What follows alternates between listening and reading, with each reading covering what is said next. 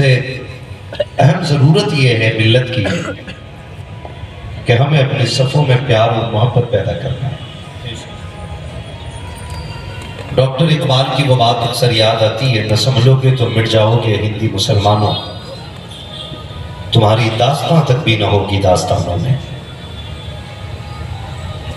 आज मुझे तो हैरत हुई, एक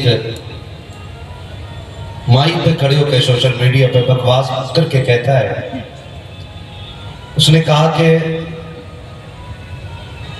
इस्लाम के अंदर भेदभाव और ऊंच नीच है का छोटी बिरादरियां बड़ी बिरादरियों के साथ मस्जिद में नमाज नहीं पढ़ सकती। तब मैंने कहा था, जालिमों, अपने ऐब दूसरे मजहब में तलाश करने निकले हो। हमारे मजहब की सच्चाई ये है कि एक ही सब में खड़े हो गए महमूद व अयाज, ना कोई बंदा रहा ना कोई बंदा नवाज। आज इस तरह के शोशे छोड़े जा रहे हैं कि हमारी कौम के अंदर फूट पैदा हो जाए, इख्तलाफात जन्म ले लें, दूरियों की दीवारें ऊंची हो जाएं। ये कोशिशें चल रही हैं, लेकिन आज जमाने को ये बताने की जरूरत है, खुदा की कसम, ये उम्मत किसी आम शख्सियत की बनाई हुई नहीं है, ये उम्मत नबियों के इमाम की बनाई हुई उम्मत है। हम इतनी आसानी से अपनी सफ़ों में नफरतें पैदा नहीं करेंगे, अपने दरमियान बेजा इख्तिलाफात को जन्म नहीं देंगे। आज कंडीशन ये है हमारी, भाई भाई का दुश्मन है, बाप बेटे से नहीं बनती है, माँ की बेटी से नहीं बनती है, रिश्तेदारियां नाक और मूंछ के ऊपर रह गई है।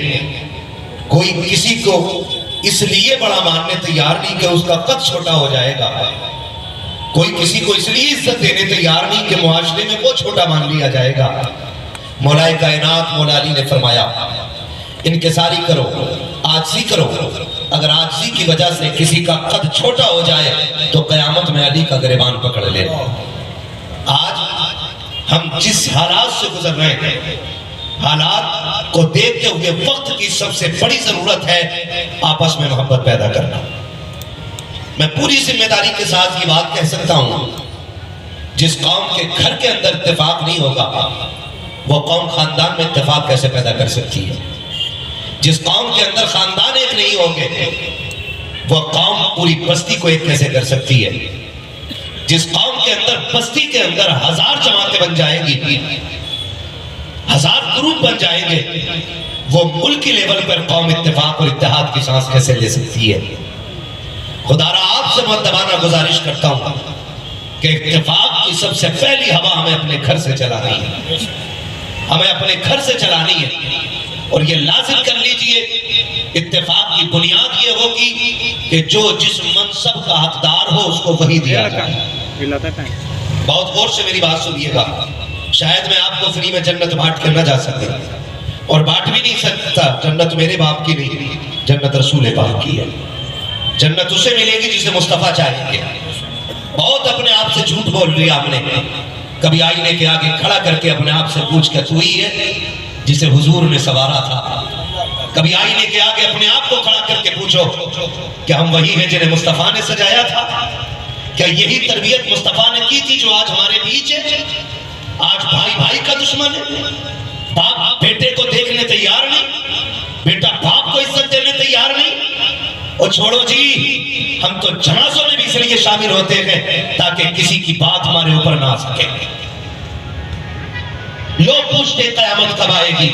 मैं कहता हूं जब इसी कौम के दरमियान से जनाजे किराए वाले लोग उठाने लगे तो समझ लेना कयामत सर पे आके खड़ी हो गई है।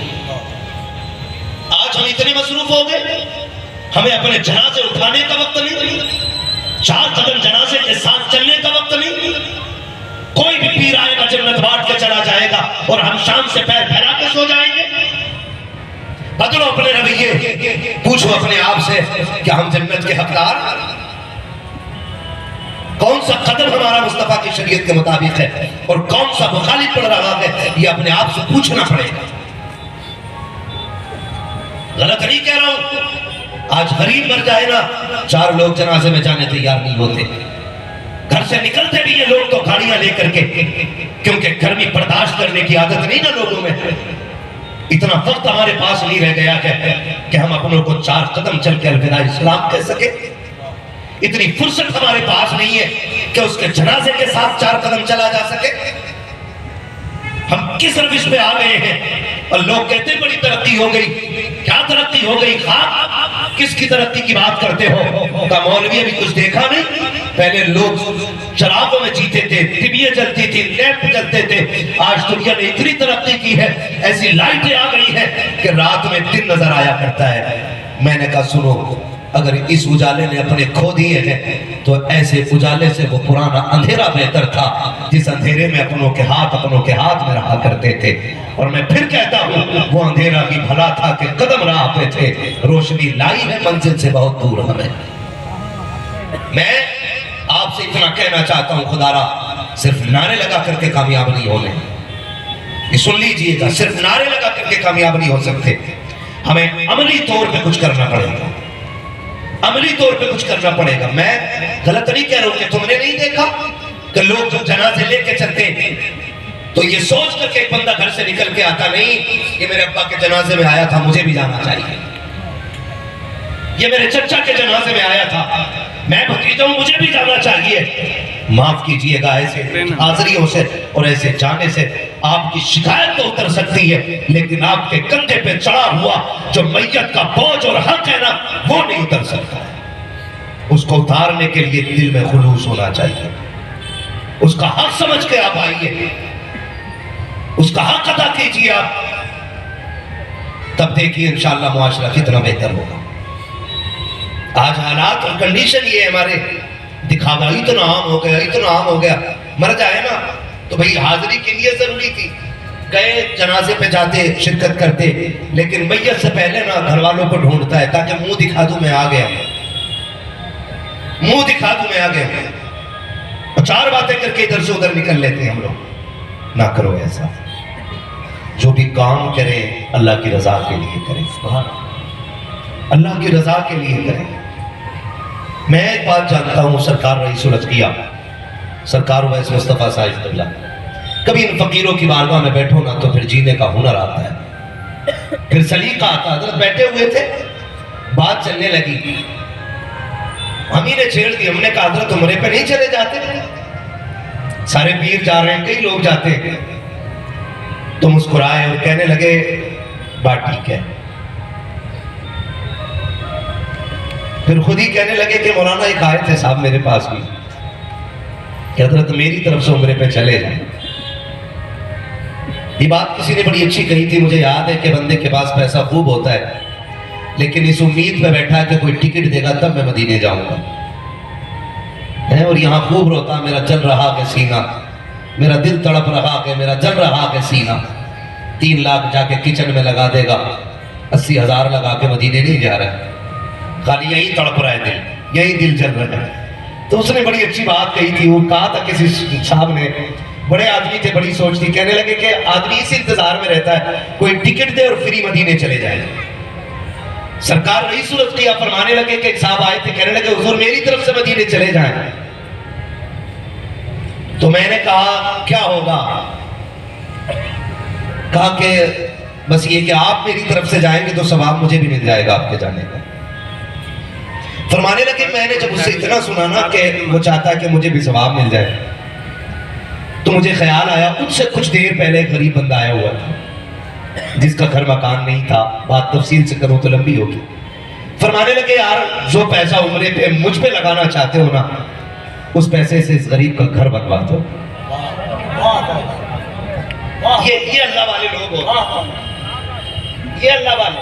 होता ना मेरे जैसा, आधा ही कोई टिकट दे देता, आधा मैं लगा के जाता मुफ्ती साहब, और सेल्फी लेके कहता दुआ कीजिए मदीने जा रहा हूं।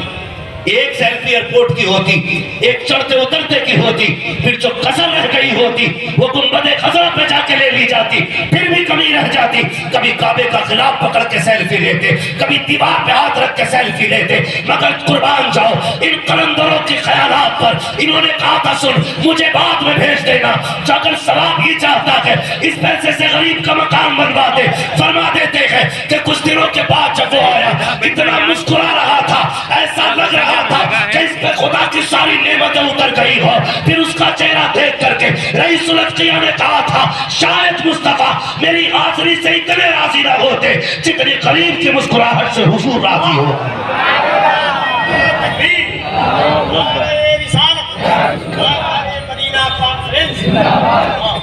यार अपने लिए तो दुनिया ही जीती है, मजा तो तब है जब दूसरों के लिए जिया जाए।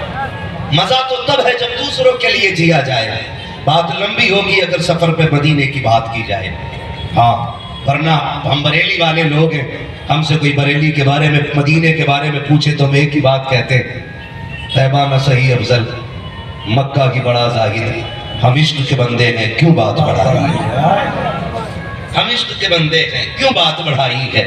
बात उधर चली गई तो बात लंबी होगी। बस आपसे कहना चाहता हूँ खुदारा दिखावे से निकलिए। मैयतें होती है ना, जनाजे देखे सब टेंशन में आ गए ना तो मौलवी बहुत कड़वी बात कह रहा है। भाई दवा जितनी ज्यादा कड़वी होती है फायदा उतना ज्यादा करती है। जनाजे देखे नहीं देखे आप लोगों ने? देखे ना जनाजे, कब्रिस्तान भी देखे होंगे, कब्रें भी देखी है ना, इतनी ऊंची ऊंची होती होंगी। अल्लाह के बंदो इस पे तो हाँ ना करो, है ना? देखे ना जनाजे, खबर आती है ना। बहुत गौर से मेरी बात सुनिएगा, खुदारा दिखावे से निकलिए, दिखावे से निकलिए, खुलूस नीयत में पैदा कीजिए। खुलूस तो खबर आ जाती है फला का इंतकाल हो गया, हम दौड़ के जाते हैं चलो यार चेहरा देख लें, आखिरी दीदार है, अब हो सकता है मैदान क़यामत में मुलाकात हो। हम जाते हैं तो हम जाके क्या देखते हैं? दिखावा बता रहा हूं, यतीम बच्चे मरने वाले के होते हैं, वो चचा गोद में लेके बैठा होता है, चचा गोद में लेके बैठा होता है, बच्चे रो रहे होते हैं, वो काफी संभालता है। और जब भीड़ लग जाती है ना, दफन के बाद जब लोग पलट के आते हैं तो चचा कहता दुख न करो, परेशान ना हो, मैं तुम्हारा बाप हूं। बार बार सर पे हाथ फेरता, बार बार सर पे हाथ फेरता है। लगता है ना कितना खुलूस है इसकी नीयत में। लगता है कि ये बच्चों को रोने नहीं देगा कभी, ऐसे संभाल के रखता है बच्चों को जनाजे वाले दिन कि पैर जमीन पर नहीं रखने देता। फिर तीजे की बात आती है, फिर 10वें की आती, फिर 20वें की आती, फिर 40वां आ जाता है। तो 40वें तक बड़ा प्यार है, लेकिन जैसे 40वां निकल जाता है तो फिर कोई यतीम के चूल्हे की तरफ झांकने वाला भी नहीं होता। मैं पूछना चाहता हूं कहां गया वो दर्द जो कल चचा के लहजे में था? कहां गया वो दूसरा बाप जो यतीम को सीने से लगा के बार बार कहता था बेटे दुख न करना, आज के बाद मैं तुझे बाप वाला प्यार दूंगा। वो बच्चे छोटे थे, यतीम थे, यकीन कर लिया चचा की बात पे, कोई दुख होगा ना तो चचा बचाएगा, परेशानी आएगी तो चचा है ना। वक्त भी गुजरा, माफ कीजिएगा, हमारी कौम उन लोगों को देना पसंद करती है जो अमली तौर पे भिखारी होते हैं। जरूरतमंद को मुट्ठी बंद करके कोई देने इसलिए भी तैयार नहीं होता कि इसकी मदद किसे दिखाई देगी। वो दिन ज्यादा नहीं होते गुजरे हुए कि जिसके घर में कल गोश्त की रोटी बन रही थी, आज उस यतीम के घर में खाने के लिए चटनी भी नहीं होती। बाप जिंदा रहते हुए क्या औलाद के लिए नहीं करता? हजार दुख उठाता है। आप बाप होंगे तो समझेंगे मेरी बात को, लेकिन खुदा की कसम खा के कहता हूं बाप के बाद कोई दूसरा बाप नजर नहीं आता है, कोई बाप नजर नहीं आता है।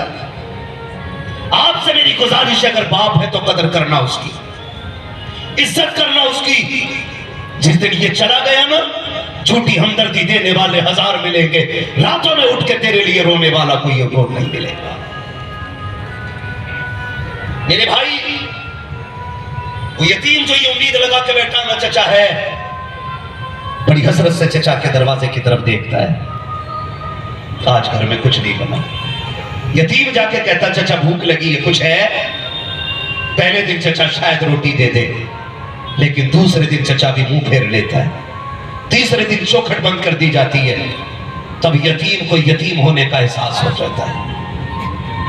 तब यतीम को यतीम होने का एहसास हो जाता है। और हम हिसाब लगा रहे हैं, मैंने भाई का 40वां कराया, मैंने तीजे की ढेगे बनवाई थी, मैंने भाई के बरसे पे मिलाद करा दिया था।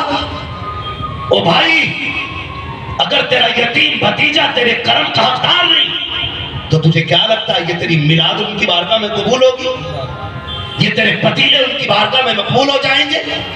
ये तेरी बिरयानी उनकी बारगाह में पसंदीदा ठहरेगी? खुदा की कसम, फरमाया जाएगा जो अपनों का नहीं है वो हमारा भी नहीं है। इसलिए अपनों के दर्द में शरीक हो जाया करो। दिखावा इतना आम होता जा रहा है, कोई किसी का दर्द बांटने के लिए तैयार नहीं।